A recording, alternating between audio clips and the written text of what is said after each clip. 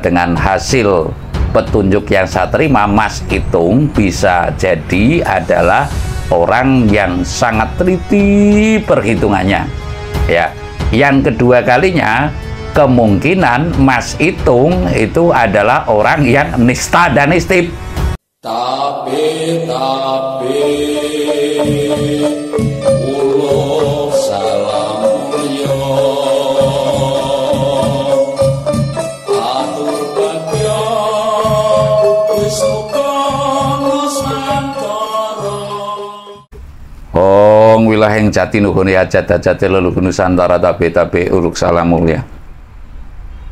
2024 sudah di hambang pintu ya, sudah di pelapuk mata ibaratnya kita sebagai bangsa Indonesia yang akan melakoni pesta demokrasi. Kalau istilah zaman Orde Baru dulu itu pesta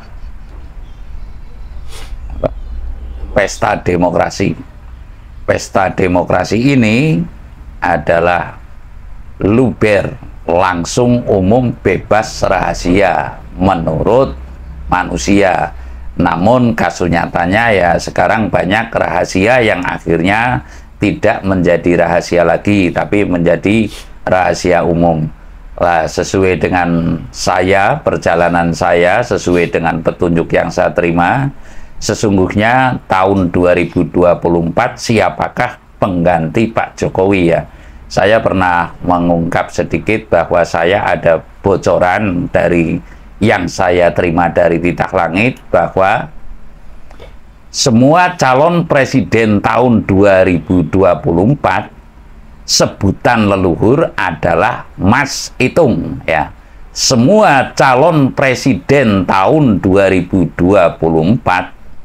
sebutan leluhur adalah Mas Itung. Lah, ini perlu kita cermati ya, artinya dengan hasil petunjuk yang saya terima, Mas Itung bisa jadi adalah orang yang sangat teliti perhitungannya.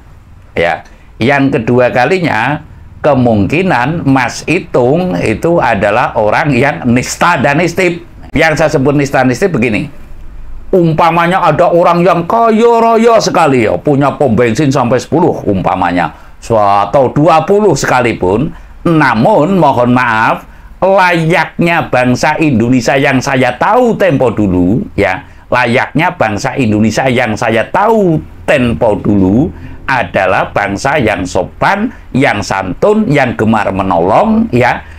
Sekarang kebalikannya, punya pom bensin 10, air kencing saja harus bisa jadi duit. Lah, artinya orang kaya sekarang ini kita tidak perlu terlalu terheran-heran kepada orang kaya sekarang. Makanya orang kaya sekarang itu kecil sekali nilai kewibawaannya, kecil sekali nilai kewibawaannya, dan lalu pias. Kalau istilah Jawa itu pias ya, ya pias, tidak ada auranya, itu nggak muncul, nggak ada wibawanya sama sekali. Mengapa? Kemungkinan besar banyak minum air kencing. Yang saya maksud minum air kencing, umpamanya ya, punya restoran, punya angkutan umum ya, bis umpamanya bis dengan kapasitas memiliki mobil 1000 umpamanya, atau 100 atau 200 sekaligus punya restorannya. Lah, nanti para penumpang itu transit di restoran itu, dan lalu makannya ya sudah diambil untungnya, lalu kencing pun, kencing itu harus bayar di restoran itu dan milik orang satu. Lah, ini yang saya katakan kita semestinya ojo podo gumun maring wong sugih. Karena apa? Banyak minum air kencing sehingga auranya itu tidak muncul begitu.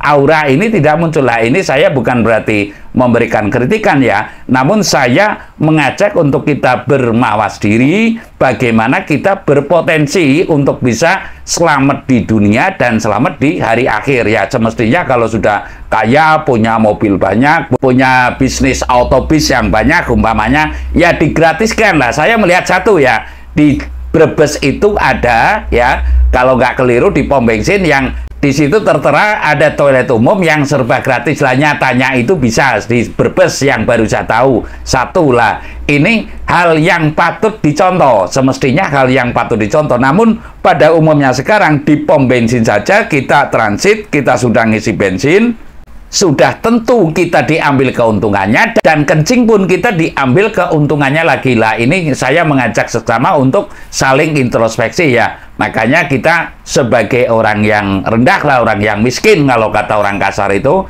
orang yang ekonomi bawah, kita menyadari. Namun saya yakin banyak manusia atau warga masyarakat bangsa Indonesia yang dalam perjalanannya ini dengan kondisi yang sangat terbatas. Ibaratnya uang 2.000 kalau nggak punya nggak bisa kencing. Lah ini yang saya cermati, yang saya kritisi. Artinya biasnya orang kaya sekarang atau OKB ini yang dengan gaya nista nistip yang saya katakan itu sudah menjadi kebanggaan karena memang kurang mawas dirinya, kurang meyakini persis atas keyakinannya, baik itu agamanya, baik itu kepercayaan kepada Tuhan Yang Maha Esa.